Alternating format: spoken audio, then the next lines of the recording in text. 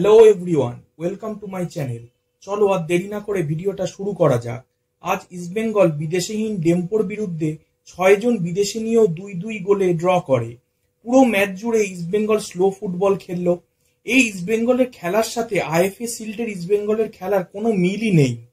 ম্যাচের প্রথম 25 থেকে 30 মিনিট ইস্টবেঙ্গল তবুও অ্যাটাক করছিল, তবে এর মধ্যেই চলল গোল মিসের পালা। এর মধ্যে 2 থেকে 3 গোল হতেই পারত। হিরোশিকে দেখেও মনে হলো না যে সে ফিজিক্যালি ফিট, যার ফলশ্রুতি মোহাম্মদ আলীর গোল। যদিও গোলটি দেবজিৎ মজুমদারের ব্যাড আউটিংয়েরই কিন্তু ফসল। ইস্টবেঙ্গল ফার্স্ট হাফে 1-0 গোলে পিছিয়েই ড্রেসিং রুমে যায়। কোচ অস্কার সেকেন্ড হাফে কিছু সিস্টেমেটিক চেঞ্জ করেন, যেমন জয়গুপ্তর বদলে লালকে নামান। লাল আবার রাইট ব্যাকে খেলেন, আবার আনোয়ার আলীকেও তিনি সেকেন্ড হাফে সাইড ব্যাক হিসেবে ইউজ করেছেন। সলকে তিনি কখনো ডিফেন্সে ইউজ করেন, যার ফলও ইস্টবেঙ্গল হাতে নাতে পায়। প্রথমে মিগুয়েলের পাস থেকে মহেশের গোল, যার দ্বিতীয়টা কিন্তু লালের পাস থেকে মিগুয়েলের অসাধারণ গোল।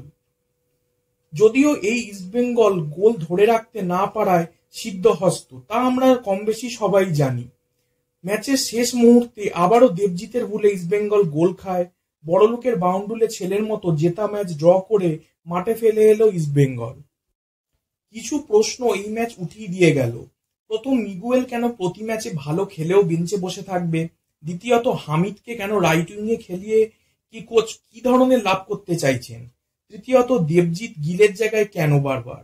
তবে বলাই যায় সেমিফাইনালের রাস্তা কিন্তু কঠিন করে ফেললো ইস্টবেঙ্গল। এখন নেক্সট দুটো ম্যাচ কিন্তু মাস্ট উইন। একটি ম্যাচ মোহনবাগানের এগেনস্টে, অপরটি চেন্নাই এনে।